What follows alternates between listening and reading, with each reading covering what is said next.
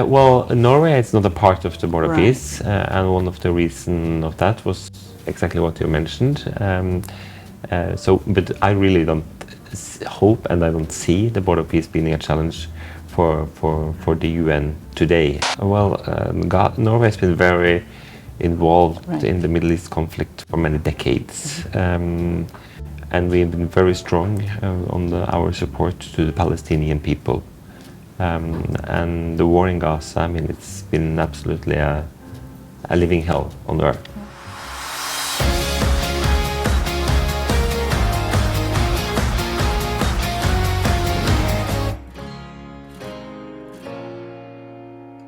Hari ini Kompas mendapatkan wawancara khusus bersama dengan Bapak Menteri Pembangunan Internasional Norwegia, Bapak Aukrust. Hari ini beliau akan berada di Indonesia, sudah dari kemarin dan akan kembali nanti malam. Hello, Mr. Aukrust. Nice to meet you and welcome to Indonesia. It's great to be here. So how long are you going to stay in Indonesia? Oh, it's just a 2-day visit. It should be longer. My round trip here in the region started off in Vietnam, and now I'm 2 days here.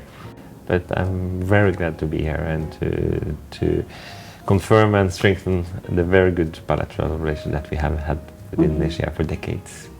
We would like to know more, our readers would like to know more on your visit in Indonesia. Yeah. What is it about? Because we understand that Indonesia and Norway has a very close partnerships. We do. Can you elaborate more on that? No, we've been very close with Indonesia for very many years, and for the last 15-16 years, especially on the issue of climate and deforestation. Actually, our, at that time, Prime Minister launched the Norwegian Rainforest Initiative here in Indonesia at the COP back in 2007. And now we have been working together with our colleagues here in Indonesia, and we are very impressed of the very good results that the government here has delivered on deforestation. And there is a lot of uncertainty now in the world, and there are many wars, conflicts, issues related to trade. But what is certain is that we need to have strong friends and partners, and we need them also cross-regional. So therefore, there are so many things that we can work together with Indonesia on, and that's why I choose to come here. What are the results so far? What are the results on our partnership on the climate issues, for instance, in forestry? Well, I think the government here has shown incredible results, and what they have achieved in reducing deforestation is very important, especially for Indonesia, of course, but and for the people living here. But it's also important for the whole world. This is also a global perspective, and therefore we are also very engaged in this issue.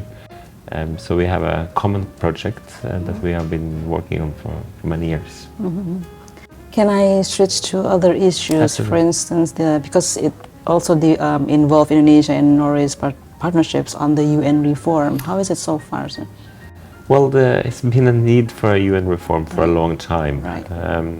And I mean, the UN is the best we have. It's the only international organization that covers all countries. And in the end, the most important for the security for Norway, as for every country in the world, I would say, is the UN Charter and international law. But today, it's not only a need for a UN reform, it's completely necessary for the UN to survive. Because we have seen financial cuts from very many countries.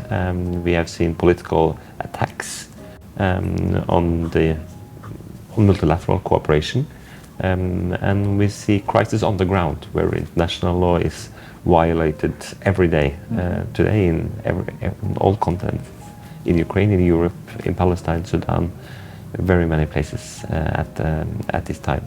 So I mean, it's time to step up for countries like Norway and Indonesia, and to work together to secure multilateral cooperation and to reform the UN. I mean, in the end, it's up to us, the member states. So therefore, this is one issue that we are working together with Indonesia. Is there a sense of more urgency on that? Because as we know that there's another, how do I say that, the Board of Peace that is which is comes up from the initiative of President Trump. Would that challenge UN in some other way? And how do you see that? Well, Norway is not a part of the Board of Right. Peace, and one of the reasons of that was exactly what you mentioned. But I really don't hope, and I don't see the Board of Peace being a challenge for the UN today. And I'm also glad to listen to voices here in Indonesia that stated that's very clear. I mean, nothing can compete the UN.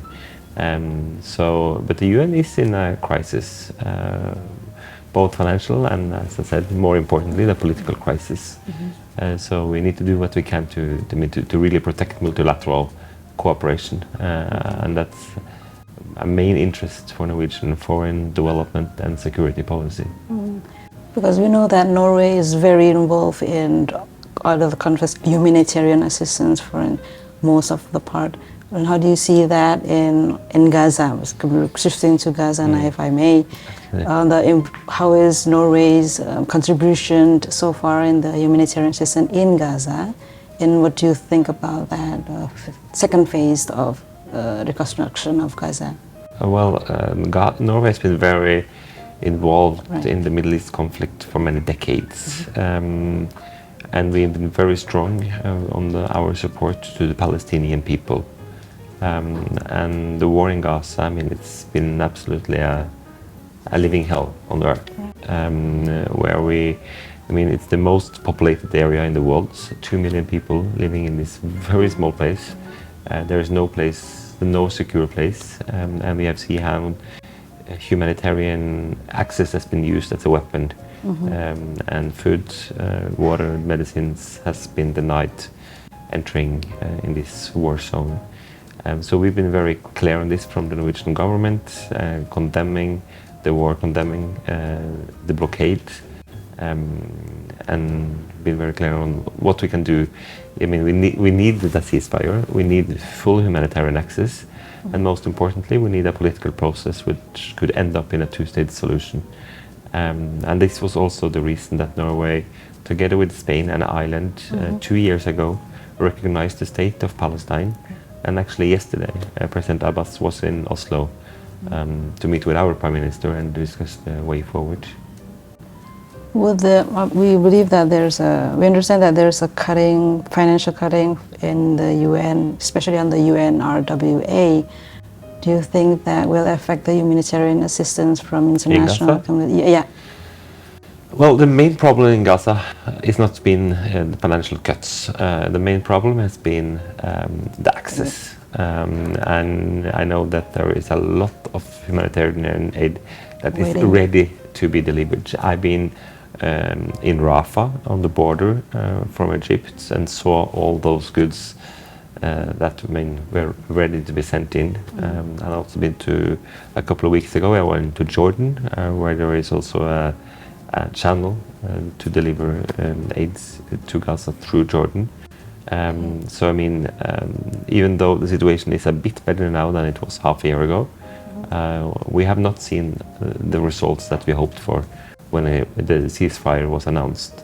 So I mean, it's still very urgent to have full humanitarian access, and especially in these days. I mean, today it's a cold winter in Gaza, so we need tents, we need shelters, we need everything so the people could survive. But I will also say that one thing is what's happening in Gaza, but there is also the annexation and occupation of West Bank, which is the most critical, probably in modern history. So for us, it's also very important to underline the whole Palestine, also what's happening now in the West Bank. May we know how big is Norway's contribution in the humanitarian assistance in Gaza, and does Norway also involve in the diplomatic mediation in Gaza issue with Israel, Americas, and everyone? Are you also involved in that actively? We do what we can. We talk with all that we can talk to. And I mean, if we can somehow contribute in negotiation of peace process. We will of course like that, but I mean that's not important. The important that these conversations are finding place. Gaza, Palestine is today the second biggest. The second biggest aid project for Norway. It's first Ukraine and then Palestine. So I mean we are contributing a lot to the humanitarian and development situation in Gaza and Palestine. Can we ask one more question on, I believe that you are meeting our minister, Yes. Mr. Sugiono. Yeah. Can you at least tell us what is the agenda of that meeting, and what are you planning to talk with Mr. Sugiono? I look very much forward to meet with him and to discuss the current situation in the world. And it's very interesting for us to understand better how the world looks from here, from Southeast Asia, and also to discuss all those things that we have in common. And I mean, my message to all my colleagues, it's time to step up for all of us. And we want to do that from the Norwegian side, together with our friends and partners, concerning UN reform, protection of international law, related to climate, environmental issues. So I look very much forward to meet good colleagues here in Jakarta today. Can we have one more question? Absolutely. So is Norway in any way preparing a long-term reconstruction strategy in Gaza once the Yeah, we want to, conditions- absolutely.